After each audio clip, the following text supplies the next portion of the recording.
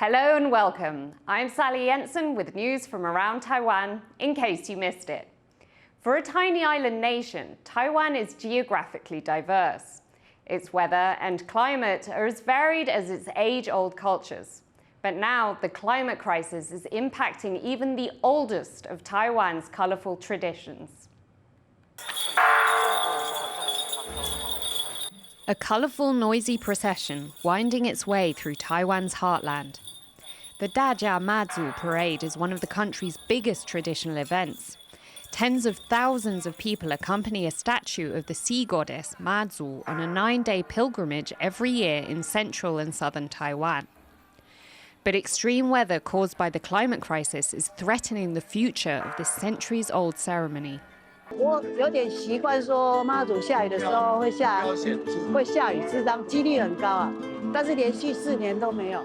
因为全球暖化的关系，气温上升的话，其实对热伤害的预期病患的人数会增加。 Greenpeace and other local leaders have gathered in Taipei to bring attention to the severe impacts of the climate crisis and the areas of the country most affected by it. They've released a report outlining other cultural icons at risk. One of them is Lugang Old Street, a well-known tourist hotspot in southern Taiwan. Its committee leader is calling on the government to do more to protect the future of her community, which has seen an increase in severe floods in recent years. 就1天淹2次，经过了这么多少次的一个水灾，我们真的很难过。你没有身在其中，你无法去理解我们的难受。 Globally, indigenous people are among the most vulnerable to the effects of the climate crisis and ecological destruction. And those in Taiwan are no exception. The Zhou people in the country's central mountains are worried that droughts are affecting their culturally and economically important plants like fig and bamboo. 我们其实一直身在一个不确定的未来，这种不确定跟气候的变迁是直接的关系。 Taiwan's government recently enacted a net zero law, which aims to cut the country's greenhouse gas emissions, the root cause of the damage. But activists say the country's politicians need to do more to show their commitment to people and the planet. 各地的民众都是越来越在乎这个议题的，从美国、澳洲、英国都出现了为气候投票的趋势，就是选民越来越关心候选人有没有积极的气候跟减碳的政策。 Many indigenous and traditional cultures around the world are already feeling the impacts of the climate crisis. Activists here in Taiwan hope that by getting the public's attention, they can push the government into action so that these diverse and colourful cultures can continue long into the future. Howard Zhang and Sally Jensen in Taipei for TaiwanPlus.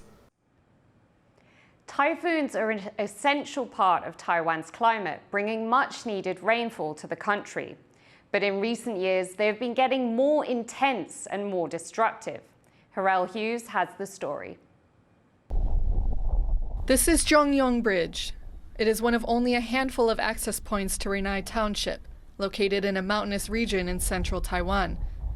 Dozens of people are stranded on the mountain after 2 recent typhoons triggered flooding and landslides around the area, leaving the bridge too unstable to cross and hampering relief efforts. But local groups are still working to get needed supplies up the mountain. 我们这边配送的物资都是以水，然后干粮。现在比较多的是老人家跟小朋友，所以也包含了婴幼儿的奶粉、成人的奶粉。 Experts in hazard prevention say the landslides were not unexpected. The area has already seen significant land shifts, and the heavy rainfall brought on by the 2 typhoons was always likely to cause further problems. You can see the mountains is gradually sliding. And the sliding is very smooth, it's quite slowly, but after if it's a heavy rainfall, the sliding accelerates during the event. Local people, they are not aware of it. If you look far away, the difference is huge, but you just look at your neighbor is sliding with you. There are several reasons for this shifting land. There has been a rise in land development alongside an uptick in tourism in the area, and extreme weather events have increased as the climate crisis worsens. The 2 typhoons passing within a few days of each other were the final trigger. They cannot endure so much tourists and the water and the wastewater they produce, and also the farmer they want to create more money from the vegetables, teas, and they also will induce more hazard. It's not just the experts. Residents agree. 也因为现在气候极端的变化，所以很多的状况其实都是比过去更严重，像雨势啊，或者是雨量，这个都来得比以前更大，所以这个可能都是未来大家在生活上面都要做更多的一些因应的措施。As rainfall gets heavier and storms get stronger, long-term issues of overdevelopment and climate change in the area will need to be addressed to keep these remote townships habitable. Devin Tsai and Harel Hughes for TaiwanPlus. Across Taiwan, the climate crisis and overdevelopment are pushing communities and ecosystems to the brink.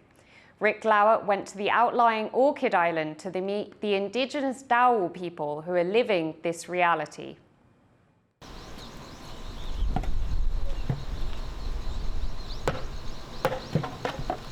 "41-year-old hotel owner Siara Run is completing work on his third property. An indigenous Dawu native of Orchid Island, he returned here after more than a decade on Taiwan's main island and has not regretted his decision to come home. 每个人都是为自己，但是你要花一点点时间，给你这块土地，给你的文化。 Tourism is booming here, reversing a trend of young people leaving the small remote island in search of opportunities on Taiwan's main island. But the thriving industry is also causing conflict. Orchid Island is home to just 5,000 people, but the number of visitors arriving by plane and by boat has soared in recent years. The latest figures seeing more than 200,000 tourists in just 1 year, putting a strain on local island life. Hotels and restaurants are replacing farms and grasslands, and tourism is impacting local ecosystems like coral reefs and turtle nests. It's also affecting the way of life of the island's indigenous community. The Dawu have lived close to nature for centuries, growing taro and catching flying fish in the lagoons. As tourism booms, they're concerned their customs will disappear. 那我希望就是说，我们的文化跟观光是并行的，因为观光来的游客就是要看我们的文化。 风景每个地方风景都很漂亮，但是如果没有文化的话，变成没有价值。一个人协会。 Grocery store owner Ao Wen built this museum from discarded plastic bottles. Open to the public, it's meant to demonstrate how the island is struggling to deal with the sheer amount of trash brought on by the rise in tourists.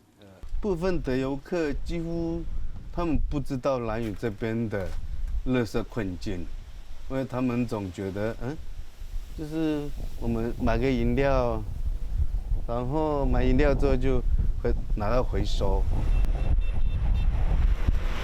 It's a delicate balancing act for the local community, as the island reaps the economic benefits of a rise in tourists while striving to maintain the culture that makes Orchid Island unique.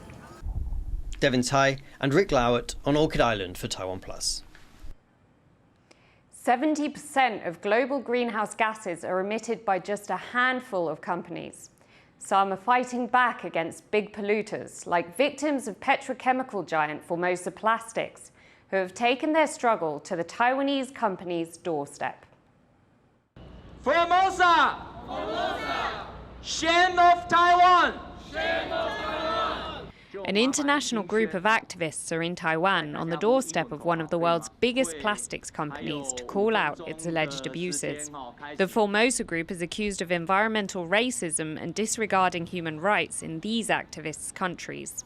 And I think it's very important to look the people in the eye who are doing the damage to our bays and to our air and to our communities down there. But we are fighters, and we're not going to stop. And Formosa will not come to Louisiana and St. James. The Formosa group has plants in the US which have been dumping waste from plastics production into the surrounding environment. It harms the health of people and wildlife living near plastics factories.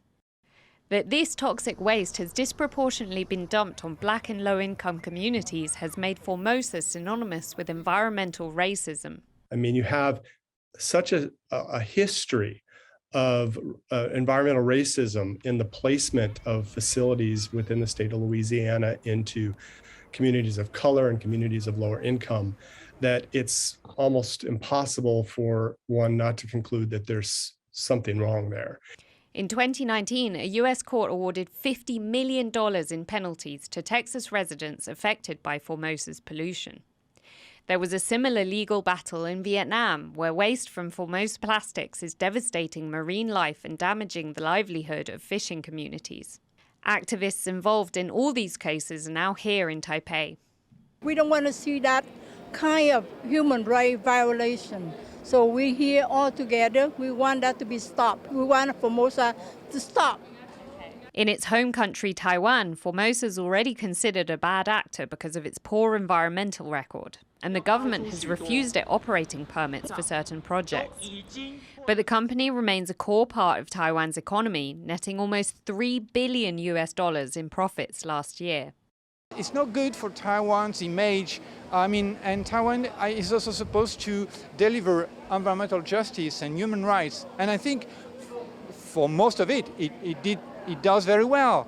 But some companies don't walk the walk. Formosa's global penalties now total over $500 million. They responded to the protests, saying they have been acting in accordance with Vietnamese regulations. Stop the pollution!